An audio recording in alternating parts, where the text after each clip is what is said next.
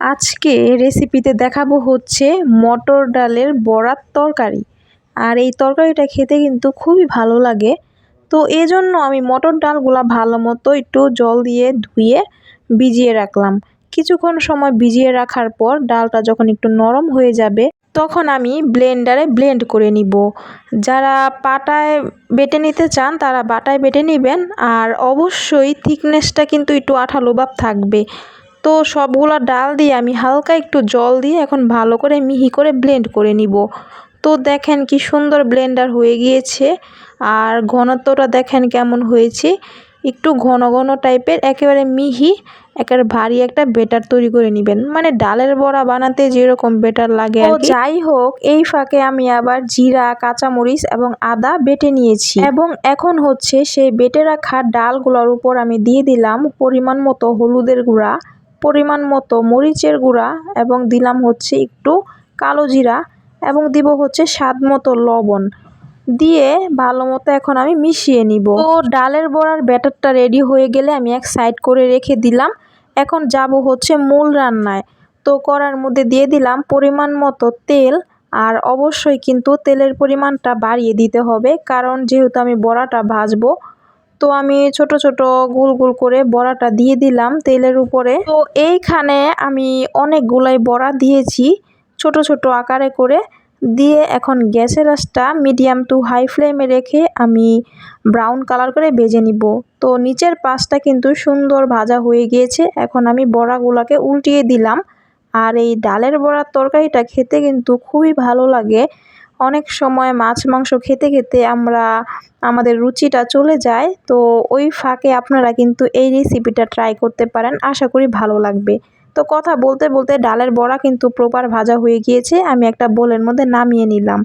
এখন ওই তেলের মধ্যে এখন আলুটা ভেজে নিব।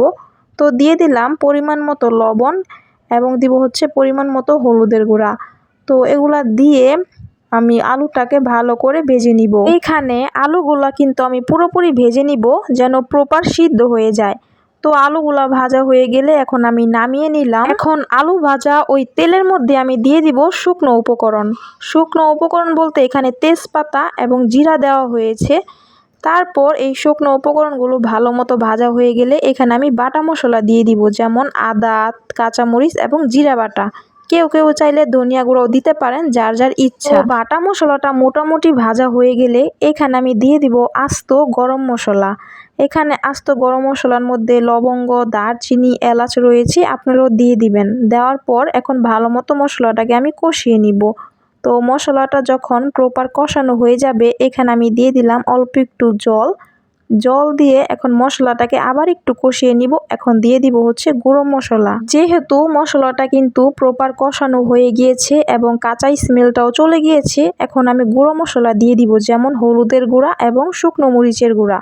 যে যতটা ঝাল খেতে পছন্দ করেন ততটাই শুকনো মরিচের গুঁড়াটা দিবেন। মেনলি হচ্ছে শুকনো মরিচের গুঁড়াটা দেওয়া হয় সুন্দর একটা কালার আসার জন্য। এখন সবগুলা মশলাই আমি সুন্দর করে কষিয়ে নিব। কষানো হয়ে গেলে এখন আমি দিয়ে দিলাম স্বাদ মতো লবণ দেওয়ার পর আরেকটু সময়ের মতো কষিয়ে নিব, যে পর্যন্ত নাকি তেল ছেড়ে না আসবে মশলা থেকে। তো মোটামুটি কিন্তু মশলা থেকে তেলও ছেড়ে গেছে। এখন আমি দিয়ে দিব ভেজে রাখা সবগুলো আলু। তো আগেই তো আমি ভেজে রেখেছিলাম, সেটা তো দেখিয়েছি। সেই আলুগুলাই আমি এখন দিয়ে আবার একটু সময় নিয়ে ভালো মতো কষিয়ে নিব। এই তরকারিটা রান্না খুবই ইজি, তাছাড়া খেতেও কিন্তু অনেক বেশি ভালো লাগে। আমি যেভাবে রান্না করছি সেভাবে যদি রান্না করেন আশা করি আপনাদের কাছে অনেক বেশি ভালো লাগবে। তো আলুটাও কষানো হয়ে গেছে, এখন আমি দিয়ে দিলাম ঝোলের জন্য পরিমাণ মতো জল। এখানে গরম জলটাই কিন্তু দিয়েছি, আপনারা চাইলে নর্মাল অথবা গরম জল যে কোনো একটা দিতে পারেন, তবে গরম জল দেওয়াটাই বেটার। যাই হোক, এখন ঝোলটাকে কিন্তু ভালো মতো আমি ফুটিয়ে নিব। ঝোলটা যখন মোটামুটি ফুটে যাবে তখন আমি দিয়ে দিব সেই ভেজে রাখা ডালের বড়াগুলা। আর এটা কিন্তু অবশ্যই মটর ডাল ছিল। আপনারা ওইভাবে প্রসেসিংয়ের মাধ্যমে সুন্দর করে বানিয়ে নেবেন, আমি যেভাবে বানিয়েছি। আশা করি আপনাদের কাছেও এই রেসিপিটা অনেক বেশি ভালো লাগবে যদি একবার রান্না করে খান। তো এখন আমি আলুগুলা চেক করেও দেখেছি, আমার আলুগুলোও কিন্তু সুন্দরভাবে সিদ্ধ হয়ে গিয়েছে। তাছাড়া এখন ঝোলটাকে ভালো মতো একটু সময় নিয়ে ফুটিয়ে নিব, তাহলে রান্নাটা প্রপার হয়ে যাবে। তো 2-3 মিনিটের মতো ঝোলটাকে ফুটিয়ে নিয়েছি এবং ঝোলটা যখন একটু শুকিয়ে গেছে তখন আমি তরকারিটাকে নামিয়ে নিব। সুন্দর একটা স্মেল বের হয়েছিল। তাছাড়া দেখেন কি সুন্দর কালার এসেছে।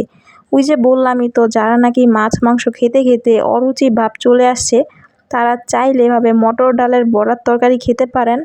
আপনাদের কাছে অনেক বেশি ভালো লাগবে আশা করি। আজকের ভিডিওটা এই পর্যন্তই ছিল। যদি ভালো লেগে থাকে অবশ্যই লাইক এবং কমেন্ট করবেন। টাটা।